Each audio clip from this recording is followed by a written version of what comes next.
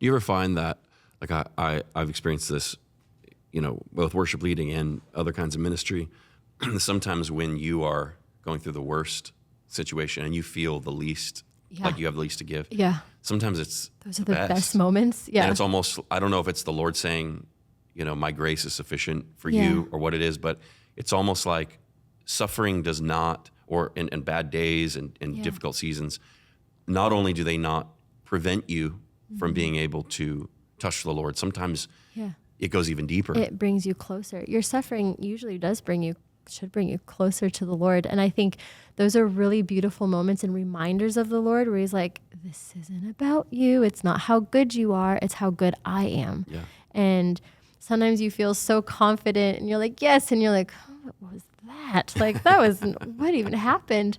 And sometimes it is those moments. There's moments when you're confident and it turns out great, but it should really show you how weak we are and how the Lord does work through our weaknesses. The confidence and experience can have a dark side, which is that you can learn to just lean on your talent and what you know how to do. Yes, you can learn to work a crowd. That is so scary. You can learn what your gifting can do, and you can work and operate through that, and the Lord not even be on it. And that is very, very scary. Very scary. How do you guard against that?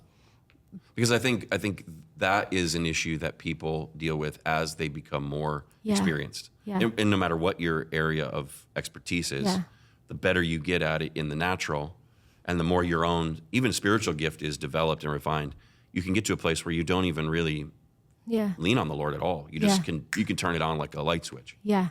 I mean, obviously, you say stay in the Word, but I also really think it's important to have people around you that know you, know your life, that know who you are on and off the platform, and keeping yourself in check for sure through the Word of God, laying yourself down, like literally being, and I you hear that language where it's like, lay yourself down, sacrifice, it's sacrifice. And you're like, what does that mean? What does it mean? What does it mean? Yeah. And it's just like literally surrender to God. You throw your wants, your desires, your ambitions, your set lists, your message, everything out the window if you want it. And you literally, every time you get up there, it's like a new opportunity to lay that on the altar, to sacrifice that on the altar. And I think what happens is, and I could be wrong, and I'm sure there's different versions of whatever we could go on this, but when you start operating in your gift without the Lord, I feel like you kind of take that into yourself and you're like, I'm not going to lay this down. I know what I can do and I'm going to do it. Instead of getting up there and saying, this is what I have, it's laid down today. And then, like I said, making sure you have people in your lives that can see the real you, that know who you are, that you walk with, that you share your heart with, and you check your heart before the Lord, and yeah. I've noticed that when you lead, and anybody who follows you or watches you, a lot of people love your music and your worship. One of the things that's characteristic is you'll sometimes turn your back to the crowd. Sometimes you're kneeling down. What's going through your mind? I honestly don't even know where I'm at that point. Sometimes I've opened my eyes thinking I'm one way and I'm facing, and I'm like, where am I at? But I very much so have learned to just look at the Lord in that way, but you also can't forget that there are people out there. But I do close my eyes a lot in worship. You do need to maybe sometimes open your eyes and make sure no one's like they're with you. And but I honestly don't even know. I feel like most of the time I move around so much up there that I don't usually stand. I can't use a mic stand. I always hit my teeth. So I just I just am moving around. And by the time I open my eyes, I'm either facing the congregation or I'm facing the choir or a random instrument person. Are you intentionally doing that to block out and focus, or is that I will block out for sure. And just kind of like, Lord, what are you wanting? I mean, sometimes if you really look close, I'll be talking to the Lord. I'll pull the mic away and I'll be like, what do you want to do? And sometimes I will get on my knees, especially if I'm feeling like just him. So like, he's always there. Don't get me wrong. I mean, where 2 or 3 are gathered, there we are. Sometimes I feel like we sing, we're like, come Lord, come. And he's like, I've been here before you got here. And, but Yeah, sometimes you will just feel this weightiness, and I'm like, I'm just gonna get on my knees because there's nothing else. I feel I can't get any. I mean, I've seen people lay on the floor. I don't know how they sing like that. I think that's amazing. I think if I could get there, it'd be great, but it's not necessarily necessary, I think, to do that. I just Does how I that do. mean when you do that, that maybe there's something trying to distract you, or? Not necessarily. No, I wouldn't say it's not like a distraction. I would say You ever look out at the crowd and just don't feel the connection. reciprocation, the Oh connection? yeah. Oh, I've had that before for sure. Or you have someone screaming into the mics that pick up in your ears, and you're like, oh my god. Yeah. But yes, there are moments, I would say, where you Is feel that Guy doing that? no. Yelling at you in Portuguese? Yes, he does do that, and I'm like, what are you saying? I don't speak that. But no, yes, there are moments. Everyone's gonna have those moments where you're singing something and you're like, this is gonna be the song that people connect with, and it's like crickets sometimes, and you're like, all right. So then that's usually when I go back to a very simple, like chorus or something about the blood, or I just sing "Worthy and Holy," and that literally, like, just brings them right back. But will I close my eyes or get on my knees because of distraction? Not usually, but I think as a worship leader, that's when you need to look at what's happening in the room and say, all right, God, obviously what this isn't working. What do you want to do right now? Yeah. We've seen a lot of evolution in worship over the years. Like, I remember when worship music was an underground thing. Like, most people didn't listen to it. Right. That's all I listened to. Yeah. And my circle of friends, we didn't listen to like CCM Right. stuff. We were listening to worship music. Yeah. But then suddenly people began to realize, like, this worship stuff is very profitable. Yeah. And you can get paid not just on CD sales, you can get paid every time they sing it in the church. Yep. There's royalties attached to this Yep. thing.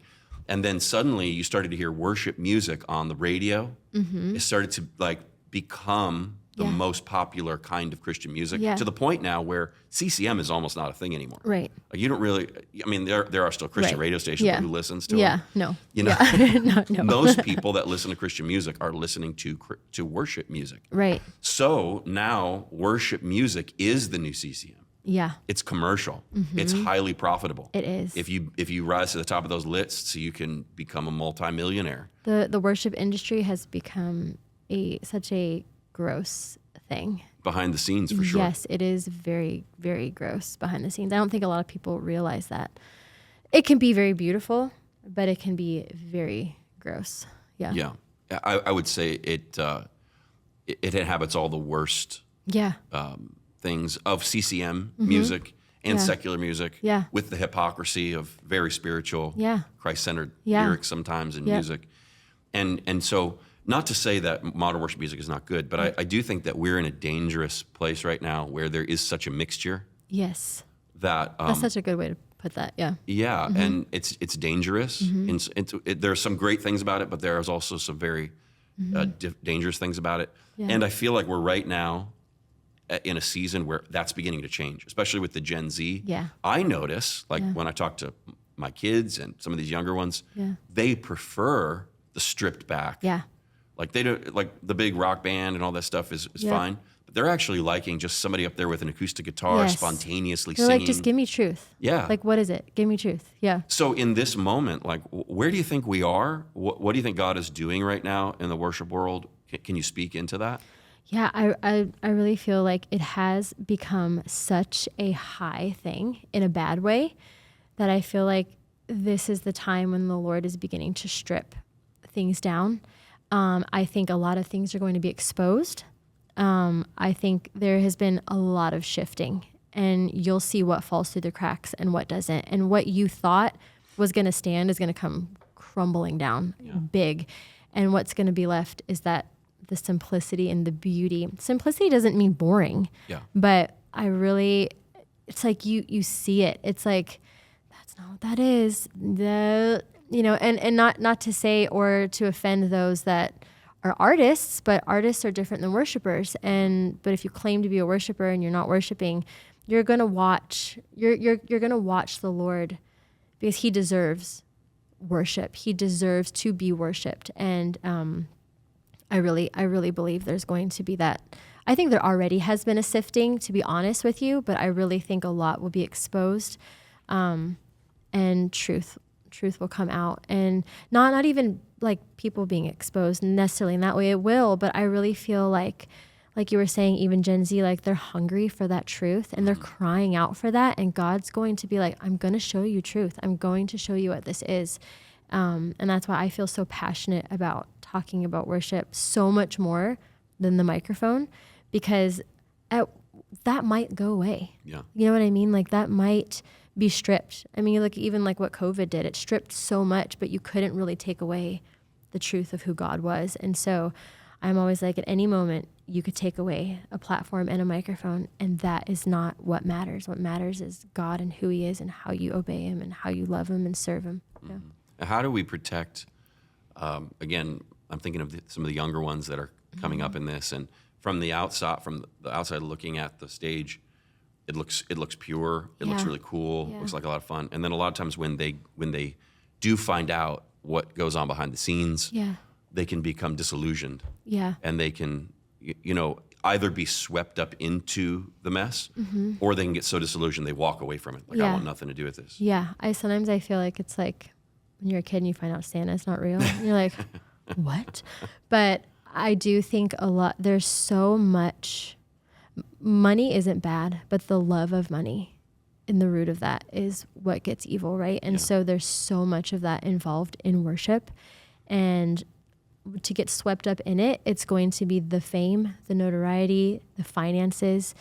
But I have also seen, I've walked through a lot in worship, and I feel like that Santa Claus moment where you're like, what the heck? Like what? Like people you thought are not, and we're all human. None of us are perfect, but that is why, again, I'm going to tell you, just go back to the word, because you can, everything can stand, if you can, it stands on the word of God. It's truth, right? So if you're young and, get you a Bible. If you haven't read through the whole Bible, read through the entire Bible over and over and over.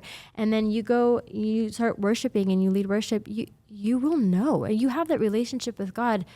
You can feel when something's off. Like you have discernment. You should have discernment. You should have wisdom.